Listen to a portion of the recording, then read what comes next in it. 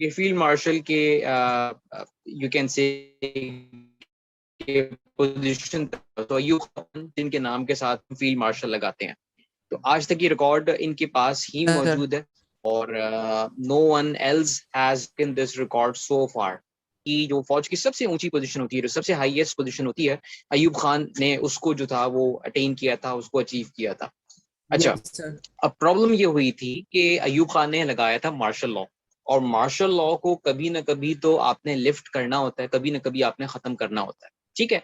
He wanted to be in the government, he wanted to be in the supreme position for the longest period, इनका yes ये sir. इरादा था। ज्यादा से ज्यादा अरसे तक जो है वो पॉलिटिक्स में रहना चाहते थे, पावर को एंजॉय करना चाहते थे, पाकिस्तान के प्रीमियर बनना चाहते थे।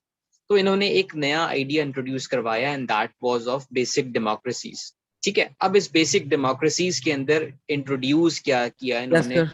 या ये सिस्टम था क्या। He asked he asked the politicians of that particular time कि हम फिलहाल जो है वो जनरल वोटिंग की तरफ इलेक्शन, जब मार्शल लॉ लिफ्ट किया जाएगा तो हम उसके बाद डायरेक्टली वो इलेक्शंस नहीं करवाएंगे जिसमें पब्लिक को वोट करने का राइट दिया जाता है, बल्कि what we are going to do is कि we are going to introduce a 4 tier system. ठीक है, अ 4 tier सिस्टम, यानी कि 4 यस सर। लेवल्स के ऊपर बेस करता हुआ एक सिस्टम होगा। में आम आदमी, ठीक है, वो आम आदमी जो कि इलेक्ट होके एक ऐसी बॉडीज होती हैं, एक ऐसी ऑर्गेनाइजेशंस होती हैं जो कि इलाकाई लेवल पे एरियाज के अंदर मौजूद होती हैं। And what do they use to resolve all the problems of the yes residents. Sir. अगर आप किसी एरिया में रहते हो और आपके एरिया के अंदर कोई भी प्रॉब्लम है, लेट्स से कि सीवरेज की प्रॉब्लम है, लोड शेडिंग की प्रॉब्लम है, आपके एरिया के अंदर प्रॉपर रोड्स नहीं बने हुए हैं, स्पीड ब्रेकर्स नहीं बने हुए हैं, एजुकेशन का कोई इशू है, so you are going to go to the union councils. वहाँ पे काउंसलर्स होंगे, वहाँ पे रिप्रेजेंटेटिव्स सर आपकी आवाज, और सर आपकी ऑडियो लैग हो रही वो कॉल आ गई थी बीच में, अब आई तो अब सही आए तो बताना, है। Okay sir. बीच में कॉल आ गई। Okay sir. ठीक है, तो अयूब खान ने कहा कि भाई हम आम पब्लिक को ही मौका देंगे जो कि यूनियन काउंसिल्स में इलेक्ट होके आएंगे। उन यूनियन काउंसिल्स के ऊपर तहसील काउंसिल्स, तहसील काउंसिल्स के ऊपर डिस्ट्रिक्ट काउंसिल्स, और डिस्ट्रिक्ट काउंसिल्स के ऊपर यस। Divisional councils. तो 4 लेयर्स इन्होंने बना दी थी, ठीक है। और उन्होंने कहा था कि इन चारों ही लेयर्स में जितने भी लोग होंगे, ये सारे के सारे वोट करेंगे कि who is going to be the next president of the. Yes sir. ने ये कहा था कि हम आम पब्लिक को वोट करने का राइट फिलहाल नहीं दे सकते, रीजन बीइंग कि मुल्क के हालात इस वक्त सही नहीं है। मुल्क में इस वक्त सर। लॉ एंड ऑर्डर बहुत खराब हुआ है, the people are not in control, ना ही वो के कंट्रोल में आते हैं, ना ही कंट्रोल में आते हैं। So this is the right time कि हम उनके रिप्रेजेंटेटिव को पाकिस्तान के अगले, समझ लीजिए, अगर मैं आपको एक एग्जांपल देके बताऊं कि अगर उस वक्त पाकिस्तान की population, let's say just example 1 people थी, तो 1 बिलियन में से उन्होंने कहा कि जितने भी वो लोग जो कि यूनियन काउंसिल्स के अंदर काम कर रहे हैं, तहसील काउंसिल्स के यस अंदर सर। काम कर रहे हैं, डिस्ट्रिक्ट या डिवीजन काउंसिल्स के अंदर काम कर रहे हैं, they will be allowed to cast their votes. सिर्फ वो लोग फैसला करेंगे कि पाकिस्तान में अगली गवर्नमेंट किसकी होगी। तो नियरली 80,000 के करीब लोगों को इलेक्ट किया, लोगों को ये अपॉर्चुनिटी दी जाती है कि वो पाकिस्तान के यस अगले सर। प्रेसिडेंट के लिए वोट डालेंगे। और उन 80,000 लोगों को अयूब खान ने बेसिक डेमोक्रेट्स का नाम दिया था कि ये वो लोग होंगे जो कि को बहाल करवाएंगे, ठीक है, लोगों को उनके राइट्स दिलवाएंगे, लोगों को अच्छी अपॉर्चुनिटीज दिलवाएंगे।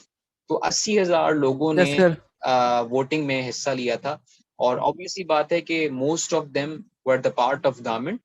तो बाय हुक और बाय क्रुक उन्होंने वोट अयूब खान को ही कास्ट करना था।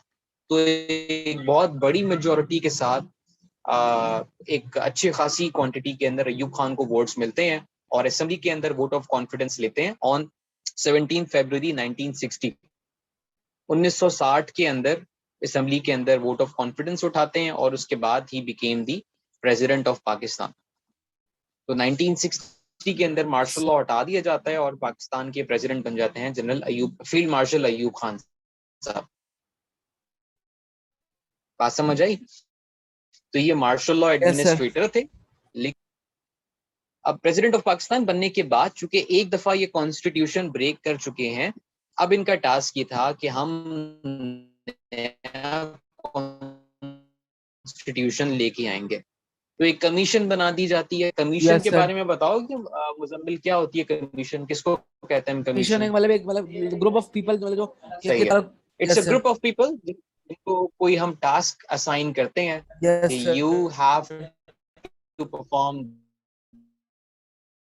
this particular task complete करता है, that committee ये खत्म हो dissoluted, जाती वो है। end हो जाती है, यस खत्म हो सर। जाती है। तो एक ऐसी कमीशन बनाई, एक ऐसी कमेटी बनाई और उन तमाम लोगों को टास्क दिए जाते हैं कि आपने अपना कॉन्स्टिट्यूशन, पाकिस्तान चार्मिंग सी एक बड़ी अट्रैक्टिव चीज अयूब खान ने डाली थी, एंड दैट वाज इन्होंने कहा था कि अब पाकिस्तान का जो कॉन्स्टिट्यूशन होगा, अब पाकिस्तान में जो डिसिप्लिन फॉलो किया जाएगा, पाकिस्तान में जो कानून फॉलो किया जाएगा, that will be democracy discipline, जो कि पब्लिक को रिप्रेजेंट कर रहा है। और यस डिसिप्लिन ये वो वर्ड है जो कि वो फौज को आर्मी को कर रहा है सर। आर्मी को एग्जैक्टली। तो उन्होंने कहा कि अब पाकिस्तान सर की जो, जी बेटे, आउट ऑफ टॉपिक सवाल पूछ रहा हूँ। इस वक्त हमारे पास नेवल फोर्स थी सर। नेवल फोर्सेस भी थी, एयर ओके। फोर्सेस भी थी, और पाकिस्तान की जो यस सर। आर्मी है वो तीनों ओके हमारे पास फोर्सेस थैंक यू सर। मौजूद थी। ठीक है, थैंक यू लेकिन आर्मी का थोड़ा सा सर। कंट्रोल ज्यादा होता है, ओके। क्योंकि यूं कह लीजिए कि जमीनी फौज कहलाती है, यस सर। तो लैंड के ऊपर इनकी हुक्मरानी थोड़ी सी ज्यादा होती है। नेवी का सारा जो कंट्रोल है वो ओशन के ऊपर होता है, समुद्रों के ऊपर होता है, टेकरी होती यस है। सर। तो ज्यादातर जो चल रही थैंक यू सर। होती है, या यूं कह यस लीजिए कि सर। ज्यादातर कमांड जो मानी जाती है वो आर्मी की मानी जाती है। दैट इज वाई कि मार्शल यस लॉ सर। जब भी लगा है वो आर्मी नहीं लगा है, कभी एयरफोर्स नेवी ने नहीं लगा है। Yes So this was a new sort of government, a new sort of model which was जमहूरियत होगी, but with discipline, यानी कि अब फौजी जो होंगे वो पाकिस्तान की पॉलिटिक्स को चलाएंगे, वो पाकिस्तान में जमहूरियत को बहाल करेंगे। So one very interesting fact is that कि पाकिस्तान का नाम इस्लामिक रिपब्लिक ऑफ पाकिस्तान दोबारा से रख दिया गया था। पहले इसको रखा गया था 56 के कॉन्स्टिट्यूशन के अंदर, सिकंदर मिर्जा ने, लेकिन कुछ एतराज़ात ये उठे थे कि पब्लिक में ये तासुर क्रिएट ना हो जाए, ये इन्फ्लुएंस क्रिएट ना हो जाए कि पाकिस्तान सिर्फ और सिर्फ इस्लाम के मानने वालों के लिए या मुस्लिम्स के लिए।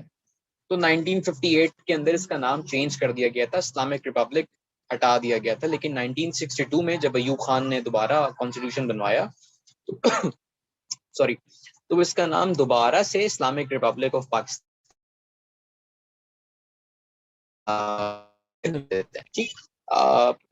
presidential form of government was chosen कि अब मुल्क के अंदर जो है वो प्रेसिडेंशियल फॉर्म ऑफ गवर्नमेंट चलेगा, यानी कि मुल्क के अंदर प्रेसिडेंट साहब जो होंगे, he will be the one who has the maximum authorities. ठीक है, वो जुडिशरी को, यस लॉ सर। मेकर्स को, आर्म फोर्सेस को, इन तमाम के तमाम लोगों को यूं कह लीजिए कि लीड करेंगे। ये तमाम डिपार्टमेंट्स के अंडर काम करेंगे, चाहे वो अदालतें हों, चाहे वो फोर्सेस के हों। इसका जो सिस्टम है वो आज के टाइम पे अगर देखें तो हमें जैसे नजर आता है, प्रेसिडेंट फॉर्म हमें फॉर्म गवर्नमेंट में कभी नजर आता है, yes sir. Presidential form government China में नजर आता है। यहाँ पे president is highest authority, very sensitive king of इस फॉर्म ऑफ गवर्नमेंट नहीं चला। पाकिस्तान में पार्लियामेंट्री फॉर्म ऑफ गवर्नमेंट कह रहे हो, जहाँ पे प्राइम मिनिस्टर साहब पार्लियामेंट से कहते हैं और उनके पार्लियामेंटियंस वो कांग्रेस लेके आए। ये चेंज अपने साथ की 62 तक Pakistan was independent government system, और अब के टाइम से ये बेसिकली के टाइम से लेके ऑनवर्ड्स हमने पार्लियामेंटेरियन या पार्लियामेंट्री फॉर्म ऑफ गवर्नमेंट को फॉलो किया। ठीक है, प्रेसिडेंट की पावर्स क्या क्या होंगी? we can clearly see in this diagram कि कोई लॉ को पास कर सकते हैं जो वो very very you can say Yes, कि sir. important authority which he had. कुछ कह रहे हो मुजम्मिल, आप कुछ कह रहे हैं? No, sir. अच्छा, समझ में आ रहा है? ज्यादा हैवी तो नहीं हो रहा? जहाँ पे कुछ समझ में ना आए बता दीजिएगा, हम छोटा सा एक ब्रेक Yes, ले लेंगे। sir. Okay, sir. समझ आ रहा है, sir. चलो ठीक है। तो 62 के अंदर चूंकि प्रेसिडेंशियल फॉर्म ऑफ गवर्नमेंट हम फॉलो कर रहे हैं, तो प्रेसिडेंट कोई भी लॉ पास कर सकते हैं कंट्री के अंदर, किसी भी Yes, तरह का sir. कोई कानून अगर वो चाहें वो पास कर सकते हैं, वो कोई भी ऑर्डर दे सकते हैं, and everyone has to abide by it, everyone has to follow it. चलो अजान हो रही है। Yes, sir. चलें। So one thing was that, जो कि हम कह रहे थे कि कोई भी लॉ पास कर सकते हैं। सेकंड थिंग, कोई भी लॉ को रिजेक्ट कर Yes, सकते sir. हैं अगर कोई भी और सर नेशनल असेंबली से। सर इसमें एक और चीज भी हो सकती है कि मतलब उनको कोई उनकी पोस्ट से डिसमिस नहीं कर सकता। हाँ, डिसमिस नहीं कर सकता, बट सर्टेन रिस्ट्रिक्शंस यहाँ पे आ गई हैं। अगर नेशनल असेंबली से वोट ऑफ नो कॉन्फिडेंस चल जाता है इनके खिलाफ, इस तरह की कोई मूवमेंट चल जाती है, तब तो इनको सीट छोड़नी पड़ेगी। अदरवाइज कोई और तरीका फिलहाल अभी नहीं है कि इनको डिसमिस आप कर सकें, क्योंकि ओके सर। जुडिशरी भी इनके नीचे है, आर्म फोर्सेस भी इनके नीचे हैं। ओके। कोई ऐसा डिपार्टमेंट है नहीं जो कि इनको कमांड करे या कोई इनको ऑर्डर करे। Yes sir. हाँ, अगर तमाम के तमाम assembly members vote of no confidence ले आए कि हम इन पे भरोसा नहीं करते, we are not happy with him, तब शायद ये बात हो सकती है कि इनको अपनी सीट छोड़नी पड़े। सर उसमें वो भी अगर वो लेकिन चाहे अयूब तो। खान इतने ज्यादा, अगर वो चाहें तो, लेकिन अयूब खान इतने पावरफुल हैं क्योंकि यस फौज से आए सर। हैं, और समझ लीजिए कि he is aware of all the dos and don'ts. तो हर किसी की वीकनेसेस उनको मालूम है, हर पॉलिटिशियन की वीक एरियाज जानते हैं। तो अगर कोई वोट ऑफ नो कॉन्फिडेंस लाएगा भी, तो Ayub Khan knows how to deal with him. Yes sir. ठीक है, क्योंकि फौज के पास आमतौर पे हर पॉलिटिकल पार्टी के ग्रे एरियाज उनको मालूम होते हैं यस सर। कि ये वो चीजें हैं जो कि इन्होंने गलत की हैं, और इस पे हम जब चाहें इनको ब्लैकमेल कर सकते हैं। So he was a very smart man, he knew exactly कि how to deal with all these people. Yes sir. तो एक अच्छा चांस था, एक लंबी इनिंग खेलने को तैयार थे कि I am going to stay here for as long as I can, जब तक एटलीस्ट जिंदगी है तब तक तो मैं रहूंगा। सो यू कैन सी कि मैक्सिमम अथॉरिटीज जो थी वो प्रेसिडेंट के पास थी। अयूब खान मैक्सिमम पावर्स को एंजॉय कर रहे थे। अच्छा, और ऐसा भी नहीं था कि इन पार्ट्स का बहुत गलत इस्तेमाल कर रहे थे। अभी हम रिफॉर्म्स के अंदर देखेंगे आज के क्लास में कि अयूब खान के टाइम पे आप देखेंगे कि इकोनॉमिकल प्रोग्रेस पाकिस्तान में हुई है। एग्रीकल्चरल रिफॉर्म्स बहुत अच्छे लेके आए यस थे। Sir. Cultural social reforms Ayub Khan के बहुत अच्छे थे। People were very happy with Ayub Khan. Inflation उनके टाइम पे बहुत कम थी। Yes sir. सर उनके इवेंट को काफी डिकेड ऑफ सारी, डेवलपमेंट कहा जाता है। एग्जैक्टली डिकेड ऑफ डेवलपमेंट भी हम आज की क्लास में डिस्कस करेंगे। तो ये वाली सारी की सारी चीजें अयूब खान के टाइम पे थी। एंड वन इम्पॉर्टेंट थिंग जो कि आपने भी शुरू की क्लास में ही बताई कि उर्दू और बंगाली दोनों लैंग्वेजेस को नेशनल लैंग्वेजेस के तौर पे देखा जा रहा था, yes both were recognised as national languages. लेकिन इस पे the people of East Pakistan were not happy. Sir क्यों? बिकॉज मतलब वो जो उर्दू थी उसको मेजोरिटी दिया जा रहा था और वेस्ट पाकिस्तान की पॉपुलेशन कम थी। तो चाहते थे कि मतलब ईस्ट वो जो हमारी लैंग्वेज है बंगाली उसको मेन लैंग्वेज बनाया जाए, वो शेयर ना किया जाए क्योंकि वेस्ट पाकिस्तान की। देवर ओनली 6% पीपल, नियरली 6% लोग ऐसे थे जो उर्दू जबान बोलते थे वेस्ट पाकिस्तान में। और यस सर। अगर हम बंगाली लैंग्वेज की बात करें तो nearly 56% people use to speak Bengali language. तो ईस्ट पाकिस्तान के लोग यही डिमांड करते थे कि कहाँ 6% और कहाँ 56%, there is yes no sir. तो इसी कंपैरिजन। वजह से तो उर्दू लैंग्वेज को इतनी, यस सर। सर इसी वजह से वो हाँ बोले चाहते थे कि ढाका को कैपिटल जी। बनाया जाए और हम अभी देखेंगे आगे कि वो ये सारी की सारी डिमांड्स कर रहे थे। चैप्टर नंबर 13 वो सारा यस सर। कंप्लेंट्स कर रहे थे यस सर। कि पॉपुलेशन ज्यादा ईस्ट पाकिस्तान में, ज्यादा पढ़े लिखे लोग ईस्ट पाकिस्तान में, बंगाली लैंग्वेज ज्यादा बोली जा रही है ईस्ट पाकिस्तान में, और सो सर व्हाई रेवेन्यू भी वहां पे उर्दू ज्यादा जनरेट लैंग्वेज, होता था रेवेन्यू। रेवेन्यू भी वहां पे बहुत ज्यादा, एग्जैक्टली तो ये सारी की सारी चीजें देखते हुए भी why are you not declaring Dhaka as the capital of Pakistan? Why Karachi? Why Islamabad? Why not Dhaka? Why not any other city yes sir. In east Pakistan? ठीक है, तो ये सारी की सारी रिजर्वेशंस थी जो कि अयूब खान ने निगलेक्ट की। अयूब खान से पहले के लोगों ने भी इसको इग्नोर किया, और ये छोटी छोटी सी सेपरेशन चीजें तक से चाहिए सर। वक्त गुजरने के साथ साथ यूं कह लीजिए कि जब आप एग्जैक्टली बहुत बड़ी रीजन बनती हैं, और इन्हीं रीजंस की वजह से या इन्हीं छोटी छोटी बातों की वजह से ईस्ट पाकिस्तान हमसे सेपरेट हो गया और एक सेपरेट कंट्री के तौर पर दुनिया के सामने आ गया। एनीवेज, ठीक है, सो ये सारी की सारी बातें हुई। मजीद डिटेल्स कुछ क्लास इसमें बुक में आपके पास मेंशन है, उसको जरा ध्यान से यस देख सर। लीजिएगा।